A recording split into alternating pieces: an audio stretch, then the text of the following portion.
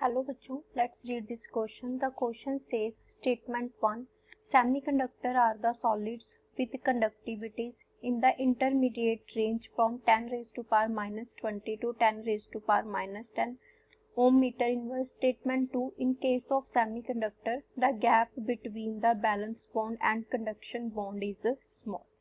The key concept for this question is semiconductors.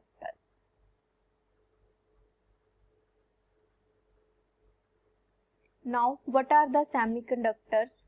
These are basically insulators. ये insulator होते हैं which above temperature, जो एक particular temperature के बाद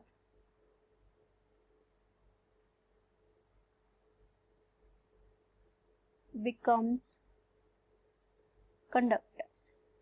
तो सेमीकंडक्टर्स क्या होते हैं? ये इंसुलेटर होते हैं, लेकिन एक पर्टिकुलर टेम्परेचर के बाद इनमें से करंट पास होने लगता है और ये कंडक्टर की तरह बिहेव करते हैं. स्टेटमेंट 1 में हमें क्या गिवन है कि जो सेमीकंडक्टर्स है वो बेसिकली सॉलिड होते हैं और जो उनकी कंडक्टिविटी की रेंज है वो होती है 10 raised to power minus 6 to 10 raised to power 4 ohm metre inverse. लेकिन जो हमारी स्टेटमेंट 1 है उसमें हमें क्या दी गई है 10 raised to power minus 20 to 10 raised to power minus 10. तो इसका मतलब जो हमारी स्टेटमेंट 1 है वो क्या है, इनकरेक्ट है, क्योंकि इसमें जो रेंज है वो हमें क्या दी गई है, वो रॉन्ग दी गई है. नेक्स्ट अगर हम बात करें स्टेटमेंट 2 की, तो इसमें गैप की बात की गई है. तो जो सेमीकंडक्टर्स होते हैं उनमें जो यहाँ पे हमारे पास बैलेंस बॉन्ड होता है और यहाँ पे कंडक्शन बॉन्ड होता है,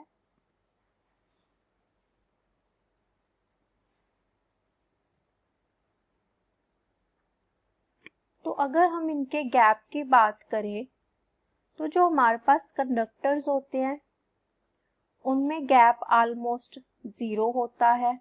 अगर हम बात करें इंसुलेटर्स की तो इनमें जो गैप होता है वो बहुत ज़्यादा होता है. और अगर हम बात करें सेमीकंडक्टर्स की तो ये सेमीकंडक्टर्स में जो गैप है वो बहुत ही ज़्यादा कम होता है, जिसकी वजह से ये एक पर्टिकुलर टेम्परेचर पे जाके कंडक्टर की तरह बिहेव करने लगते हैं.